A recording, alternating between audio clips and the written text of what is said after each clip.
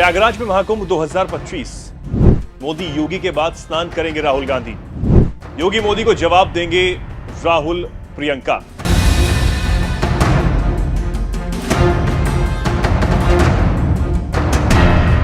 नमस्कार, बहुत स्वागत आप सभी का। आप सभी देख रहे हैं न्यूज एक्सप्रेस। मैं हूं आपके साथ चेतन। लोकसभा से लेकर सड़क तक और दुनिया से लेकर भारत के हर कोने में कुंभ की चर्चा हो रही है, लेकिन इस कुंभ से एक पार्टी भी अपनी खाती आगे ले जाना चाहती है। लेकिन इसी कुंभ में एक घटना घटी जिसके बाद से बवाल जारी है और यूपी सरकार और केंद्र सरकार और योगी आदित्यनाथ बगले झांक रहे हैं और इसके लिए मोदी मशहूर हैं। ठीक वैसे ही योगी भी कर रहे हैं। आंकड़े छुपाना, जिस तरीके से आंकड़े कोरोना के छुपाए गए, ठीक वैसे ही अब भगदड़ के आंकड़े भी हटा दिए गए। लेकिन विपक्ष ने जिस तरह से काम विरोध का किया है उससे बीजेपी आरएसएस दोनों परेशान और बोलती उनकी बंद है। लेकिन इसके इतर इस गणितीय नक्षत्र को लेकर लोगों के अंदर गजब का उत्साह है और लोग इस महत्वपूर्ण क्षण को अपने में समेट लेना चाहते हैं। ऐसे में राजा और रंग दोनों प्रयागराज खींचे चले आ रहे हैं। ऐसे में मोदी समेत कई दिग्गज इस गंगा में सियासी डुबकी लगा भी चुके हैं। अब विपक्ष की बारी है और खबरों की माने तो राहुल गांधी और प्रियंका गांधी 19 या 20 फरवरी को संगम में डुबकी लगा सकते हैं, लेकिन इसकी अभी आधिकारिक घोषणा कांग्रेस की तरफ से नहीं हुई है।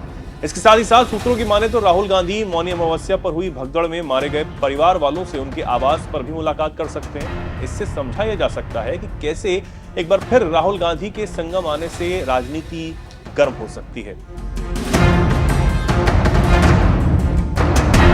जानकारी देते चलें कि राहुल गांधी और प्रियंका गांधी के महाकुंभ में स्नान करने की कवायद कई दिनों से चल रही है। शुक्रवार को चर्चा रही कि दोनों ही नेता 16 फरवरी को स्नान भी कर सकते हैं, लेकिन पार्टी के स्थानीय नेताओं ने राहुल गांधी के स्नान की खबरों को इनकार किया। पार्टी के एक वरिष्ठ नेता का कहना है कि राहुल गांधी और प्रियंका गांधी महाकुंभ के आखिरी स्नान पर्व शिवरात्रि को करेंगे। इस तरह से अभी भी राहुल गांधी और प्रियंका के नहाने का कोई डेट फाइनलाइज नहीं हुआ है, लेकिन हलचल बेहद ज्यादा है।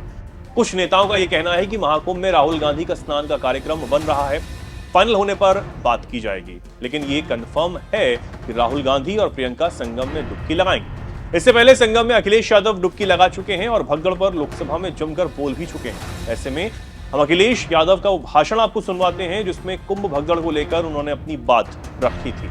एक दूसरी तस्वीर में हम लोगों ने देखी, महाकुंभ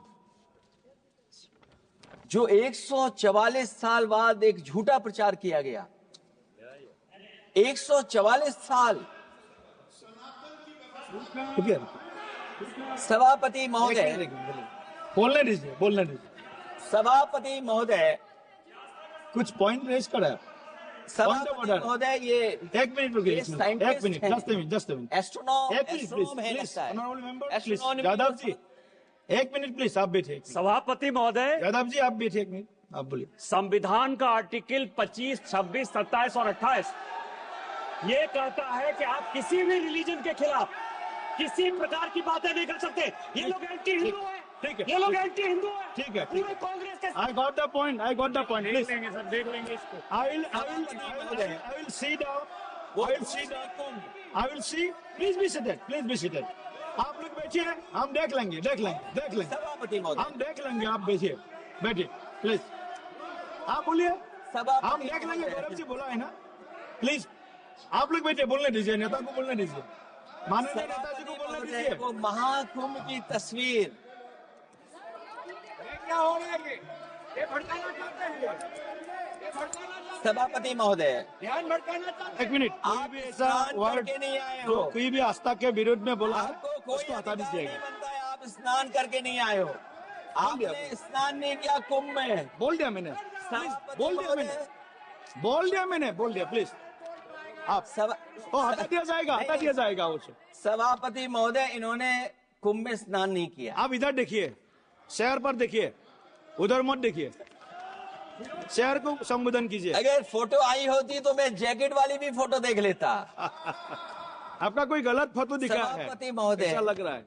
विकसित भारत की जो दूसरी तस्वीर देखी जी, वो तस्वीर न केवल हम लोगों को दुख पहुंचाती है, बल्कि तमाम वो सनातन को स्वीकार करने वाले लोग, उनको दुख पहुंचाया होगा। सभापति महोदय, अगर लोग तकलीफ में रहे, परेशानी में रहे, और ये पहली बार हुआ होगा ऐसा कि लोग 300 किलोमीटर के जाम में फंस गए। न केवल एक मुख्यमंत्री सभापति महोदय, उन्हें दो मुख्यमंत्रियों को लगाना पड़ा कि कैसे जाम रुक जाए। सभापति, इसके साथ साथ इन्हीं के संगठन के लोगों को जब लगा कि वो व्यवस्था नहीं बना सकते, तो इतने दिनों बाद इनके संगठन के लोगों की अपील है कि भारतीय जनता पार्टी के कार्यकर्ता बाहर आए और लोगों को सुविधा दें, परेशानी दें। ये बात तब सभापति आई है जब लोग दुख तकलीफ परेशानी की वजह से इनके खिलाफ चिल्लाने लगे, इनके खिलाफ बोलने लगे। सभापति महोदय, मैं ये पूछना चाहता हूं, जिस स्नान के लिए प्रधानमंत्री गए हो, देश के राष्ट्रपति गए हो, उपराष्ट्रपति गए हो, मंत्री गए हो, क्या यही विकसित भारत की तस्वीर होगी जिसमें आप ट्रैफिक मैनेज नहीं कर पा रहे हैं? आप हर शहर में ये कहा गया कि कोई शहर से निकले नहीं, सब के सब वहीं पर रुक जाएं, आगे नहीं जा सकते, दर्शन नहीं कर सकते। अगर ये सच्चाई नहीं है सभापति महोदय, सब बॉर्डर सील हुए हैं, जितना भारत के लोग सब बॉर्डर सील हुए हैं, और फिर चांद पर पहुंचने का क्या फायदा जब जमीन की समस्याएं न दिखती हों आपको, जमीन की समस्याएं न दिखती हों। और सभापति महोदय, मैं सरकार से जानना चाहता हूं वो ड्रोन कहां हैं? वो जो डिजिटल इंडिया की बात कही गई थी, वो कहां है? जो लोग अभी तक इस बात की डिजिट नहीं दे पा रहे हैं कि कितने लोगों की जान गई है, कितने लोग वहां पर खो गए हैं। सभापति महोदय, इधर विज्ञापन और कार्टूनों की बड़ी चर्चा हो रही थी। मुझे याद है